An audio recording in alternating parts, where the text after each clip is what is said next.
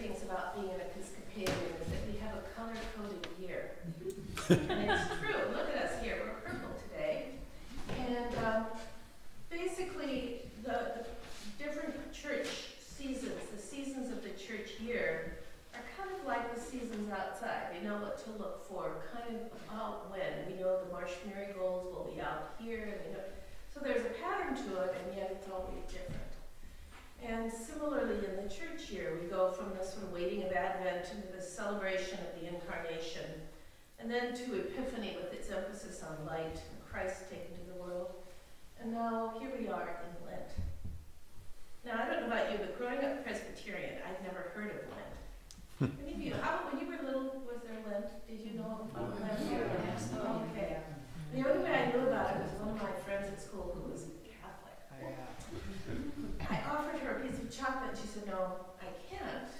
And I said, "Really? That's weird. How long for?" And she said, 40 days. I was like, whoa. So Lent is something that is, it sounds like many of you had this experience of Lent. How much of it was about giving something up? Was it quite a lot of that? Yeah. What did you give up? Candy. Candy? Elevators. Elevators?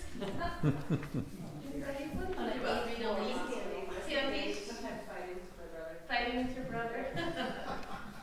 I told you about my friend Joe who gave up speeding for Lent. That was really That's really good. Yeah, me too. But Lent was first developed as a time of preparation for Holy Week and Easter. And people who had been converted and were going to be baptized at the Easter Vigil would spend the whole of Lent in really kind of heavy-duty preparation for this. And there was a really strong emphasis in the practice of baptism on dying and living.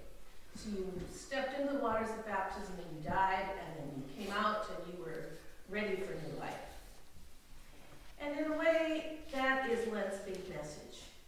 You're going to die. So, how do you want to live? What's keeping you from living the life that you could have? You know, those altar pieces that you see in these medieval type cathedrals that have, it looks like a picture, but it's painted on stone of a skeleton, bits and bones of a skeleton. And then underneath it says, "As you are, I was. As I am, you will be." So every time you come up for communion, you're going to die. Now, I'm going to tell you, I don't feel a huge need to remember that death happens to us all at the moment. I feel like I have been made very aware of that this year. But I do think most of us live our lives as if we can keep on forever. Many of us have read Being Mortal, and really that's the message. We all are going to die. We are mortal.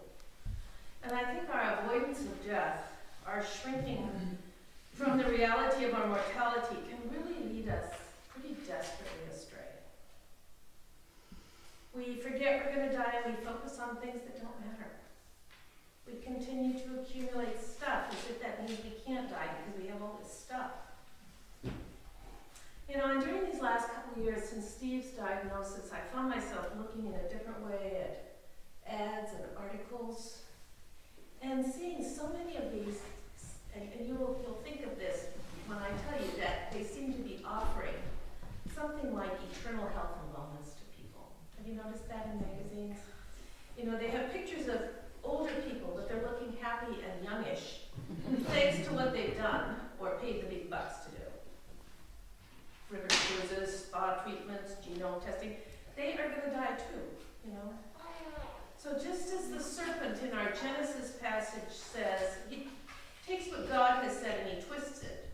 He makes himself some fake news. And these ads do just the same. They say, you're not going to die. You're just going to be like God.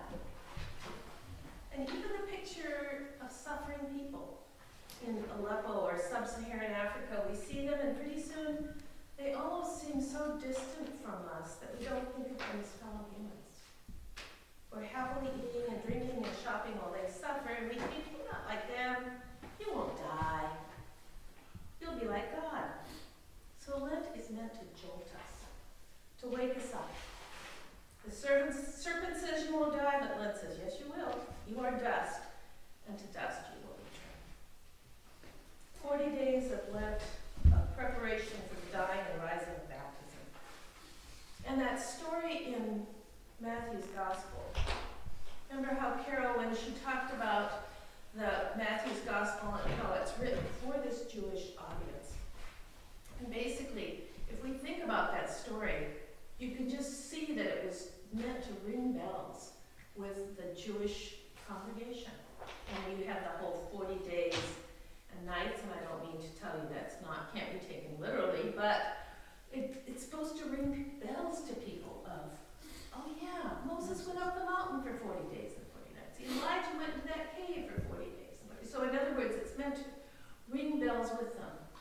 And the other bells that it's meant to ring are the ones of the people's disobedience. They were disobedient.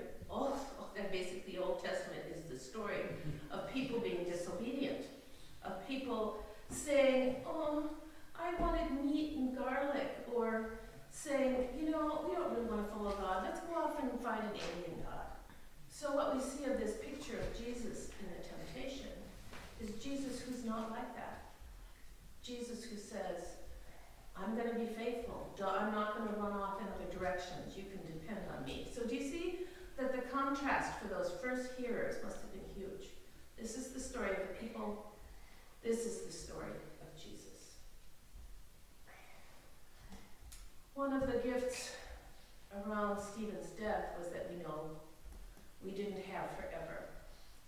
Each meal, each conversation, each hug mattered because you didn't know how many more you might have. I told you about our Thanksgiving meal where the turkey was raw and the rolls were frozen, but we just kept thinking, who cares? All that hype about having this perfect day and this perfect turkey, it doesn't matter. And I don't think it's possible to live in that intensity. But it's worth thinking about as we begin this Lent. If you knew that you had, say, a year to live, how would that change the way you live? That's the real question that Lent poses to us. The way we choose to live our precious hours and days has consequences. Those two in the garden chose to ignore God, and there were consequences. God basically says, yeah, you can have it, but you will pay for it. So Lent's big message, you're going to die. How do you want to live? And what is keeping you from living the life in God that you